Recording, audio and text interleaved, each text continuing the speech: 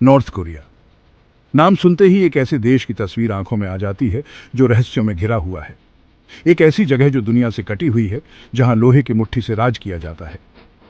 कई दशकों से किम राजवंश के अधीन Democratic People's Republic of Korea आधुनिक दुनिया में एक अजीब सी विसंगति की तरह मौजूद है। एक ऐसी जगह जहां प्रोपेगेंडा का बोलबाला है, जो अपने नागरिकों के लिए हकीकत की बुनियाद ही बदल देता है। जिस पल से नॉर्थ कोरिया के लोग पैदा होते हैं, उन्हें बहुत सोच समझकर तैयार की गई जानकारी की दुनिया में डाल दिया जाता है। सरकारी मीडिया, जो खबरों का एकमात्र जरिया है, उन पर सरकार और उसके नेताओं की तारीफों की बौछार करता रहता है। हर सार्वजनिक जगह किम परिवार के बड़े बड़े चित्र लगे होते हैं, उनके चेहरे लोगों के दिमाग में बिठा दिए जाते हैं। इस लगातार चलने वाले प्रोपेगेंडा का एक ही मकसद है, किम परिवार की पूरी सत्ता को बनाए रखना। जानकारी के प्रवाह को नियंत्रित करके सरकार यह सुनिश्चित करती है कि उसके नागरिक बाहरी दुनिया और अपने ही देश की असली हालत से अनजान रहे। उन्हें बताया जाता है कि वे एक समाजवादी स्वर्ग में रहते हैं, जबकि हकीकत कुछ और ही कहानी बयां करती है। फिर भी बड़ी ही बारीकी से बनाई गई इस दिखावे की सतह के नीचे दरारें दिखाई देने लगी हैं। सच्चाई एक जिद्दी घास की तरह छोटी से छोटी जगह से भी अपना रास्ता खोज ही लेती है, और नॉर्थ कोरिया के लोगों के लिए वे रास्ते दिन ब दिन चौड़े होते जा रहे हैं। सरकारी नियंत्रण वाली अर्थव्यवस्था के साए में एक छिपी हुई दुनिया फल फूल रही है। जांगमदांग 1990 के दशक के विनाशकारी अकाल के दौरान मजबूरी में जन्मे ये अनौपचारिक बाजार आम नॉर्थ कोरियाई लोगों के लिए जीवन रेखा बन गए हैं। यहाँ भीड़ भाड़ और धीमी आवाज में होने वाली सौदेबाजी के बीच एक अलग तरह की सच्चाई का आदान प्रदान होता है। जंगमदंग सरकारी प्रोपेगेंडा की पहुंच से बाहर की दुनिया की एक झलक पेश करते हैं। चीन से सीमा पार तस्करी कर लाया गया सामान, कपड़े, खाना, इलेक्ट्रॉनिक्स, एक ऐसी दुनिया की कहानी बताते हैं जो सरकारी घोषणाओं में दिखाई जाने वाली दुनिया से बिल्कुल अलग है।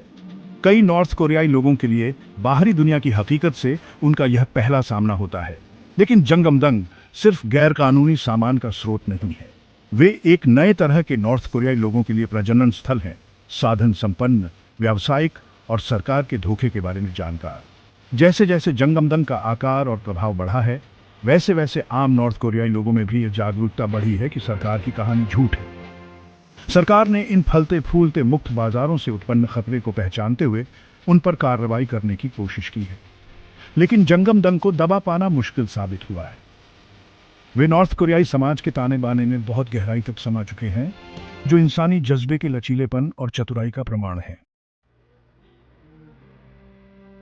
साल 2009 नॉर्थ कोरिया के हाल के इतिहास में एक महत्वपूर्ण मोड़ था।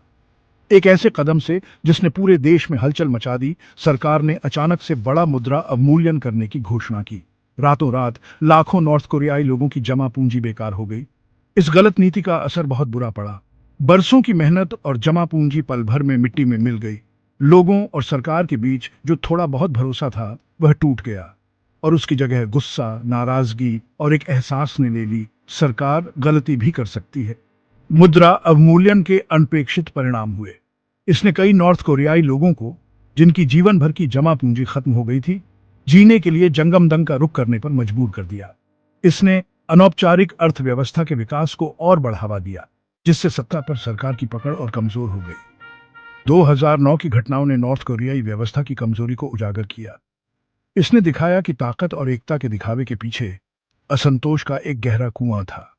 शक के बीज बो दिए गए थे, और उन्हें मिटा पाना नामुमकिन साबित होगा। चौथा भाग, दीवार में दरारें, यूएसबी ड्राइव से सच्चाई की झलक।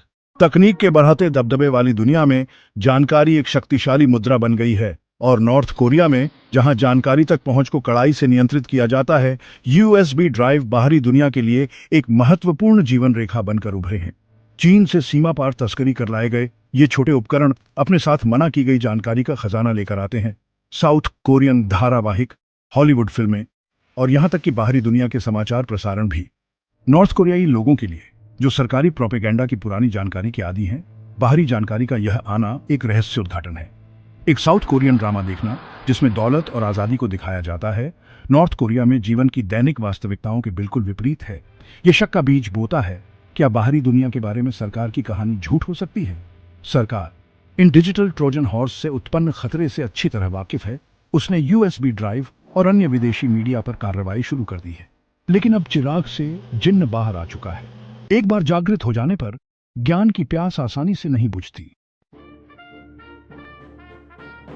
पांचवां भाग, डर और एहसान पर बनी व्यवस्था।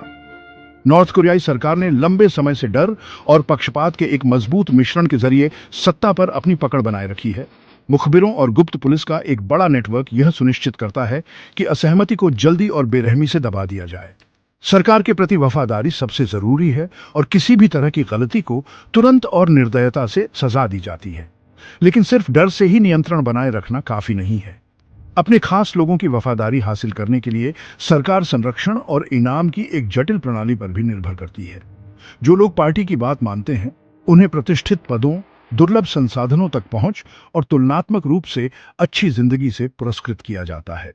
इनाम और सजा की यह प्रणाली शक और अविश्वास का माहौल बनाती है।